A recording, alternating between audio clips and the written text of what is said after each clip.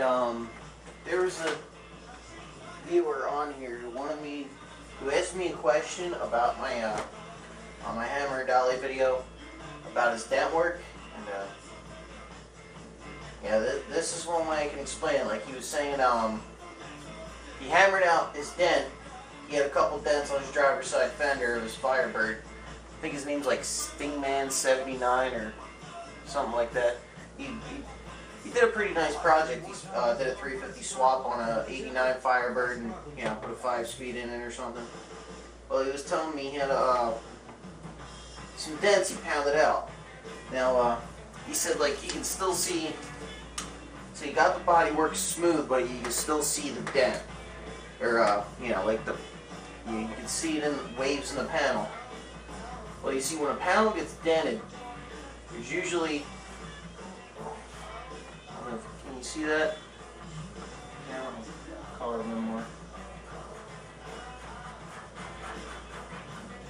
When a panel gets dented, it'll have eyebrows, as they call them, or more renowned as a high spot. They'll either be on the sides, you know, up here, around there, something like that. See, when the dent happens, that's where your metal moved when it got dented, pushed out, because there's molecules in the metal. When it's pushed, they spread out, and what you're trying to do is reconstruct the metal's memory. So he wants to go back to its once relaxed state it was in.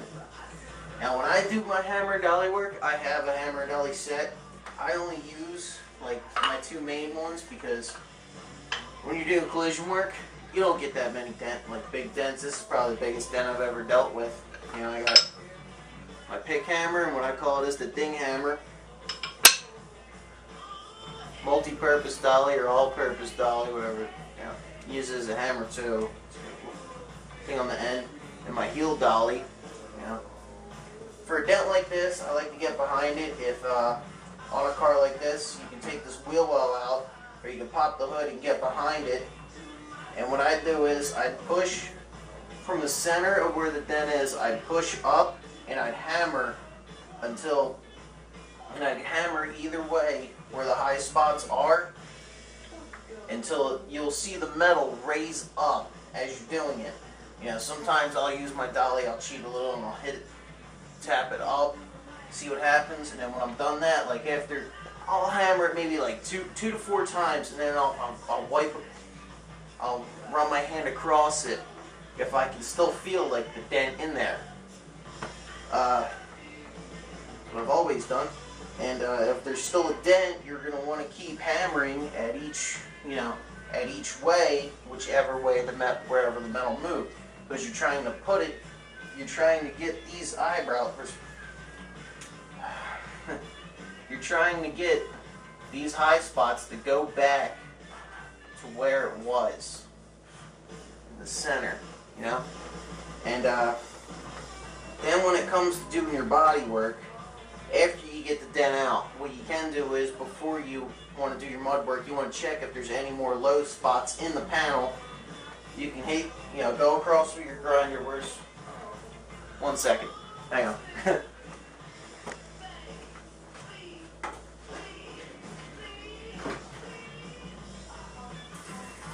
You're going to take your grinder. This is a 5-inch grinder. I got some 16 grit on. Don't use 16 grit on these thin metals. I use like 24 would be the most coarse. About 36, 40. No. You're just taking it the bare metal for the filler to stick. Now when you use the grinder, you want to sweep across it, whichever way you're going, and you know, you'll see if there's a low spot in there. You don't want to dig the grinder into it, you just want to across the panel.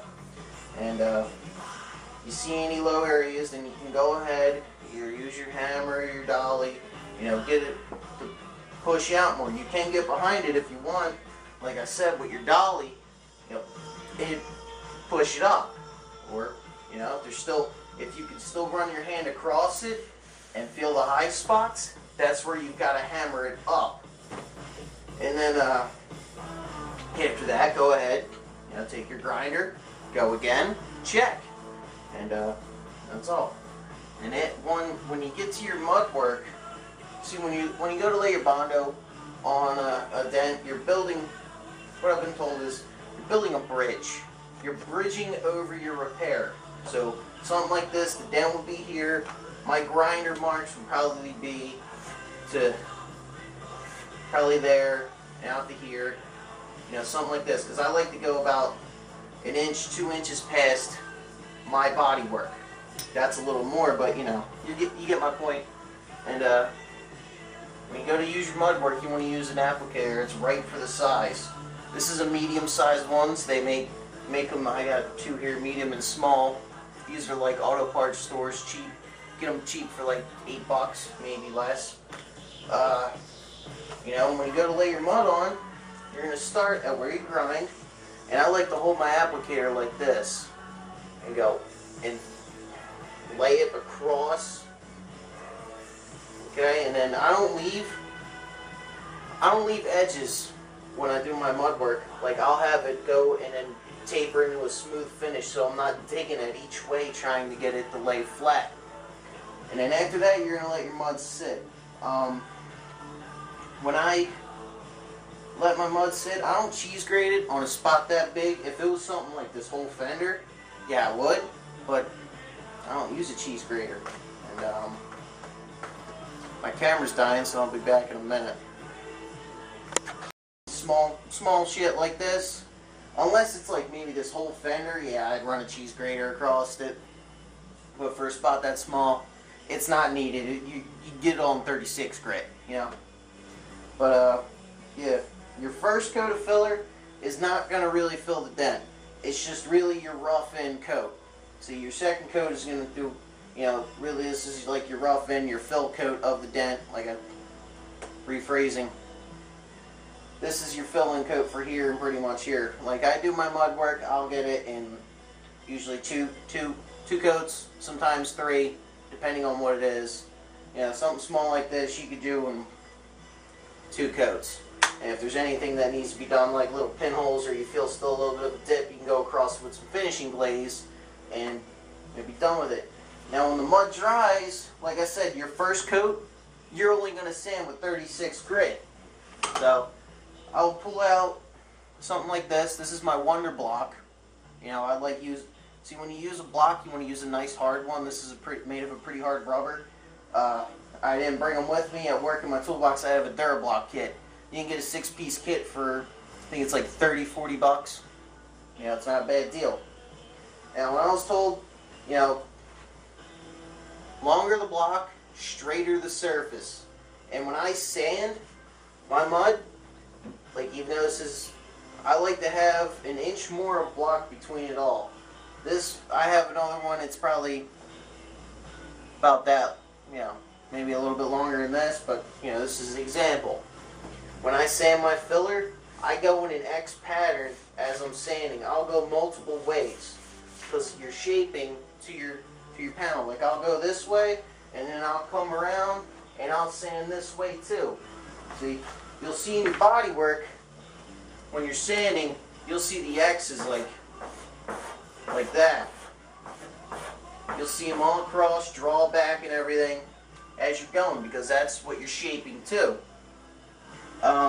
You know, I've seen some of the beginners, even me, I did it at first. When I would sand my work, I would go back and forth. That you're not shaping with it like that. You're just pretty much sawing the filler down. So when I sand, I go in a next pattern each way. You know, I'll if I want to, I'll come around. Then I'll go the other way. When I think I have it about roughed in, usually on my first, you know, the first coat, that'll show you. If there is still a little bit low, like a dent here, you know, then that's going to be your second coat. Alright? If you see metal still coming up, something like that, or it's popping up like around here, that means it's a high spot. What you want to do is, that's either there's still a dent there. If it's too severe, you're going to want to grind your mud back down and, you know, keep working it up. If it's just like a small high spot, you can get your hammer like this. You can use the pick end, and you can just tap them down as you keep going. Like Usually I'll use this to do my high spots, my little dinging hammer.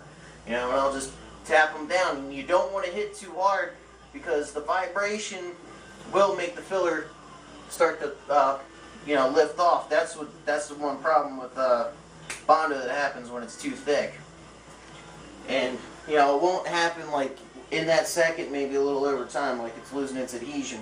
But as long as you got some good aggressive grit in there, it'll stick pretty well. Now where was I? Oh yeah, your first coat, it'll be your rough end coat. You'll leave it in 36 grit. Then you're going to come back and you're going to do your second coat. In your second coat, you're maybe going to bring in a little bit more. You know, you'll probably start here instead of out there, and you're getting where your mud work was. You know, go whatever way you want. It's up to you. And then after your second coat, you're going to let that set. And what I do with this, my second coats, I'll leave the 36 on my block. And any little high spots in the mud, you know, I'll pass over it real, you know, get them all leveled out with 36, and then I'll change the paper, and I'll stick on some 80 grit. Now with my 80 grit, I'll start shaping. You know, if I got, you know, you can see this fender is curved, so I'll start sanding like this, bringing it up, and you know, checking it with my hand, checking the feel to make sure that it'll match. And what was the other question you had about? Oh, shaping body lines. Like I said, it's relevant to that. Let's say, alright, there was a dent at the top of this fender. I do the hammering out and all that, and then I'm starting to do my mud work.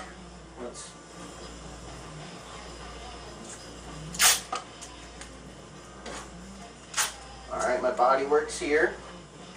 So I've got my mud spread across between this. Let's say the dent was from here to here.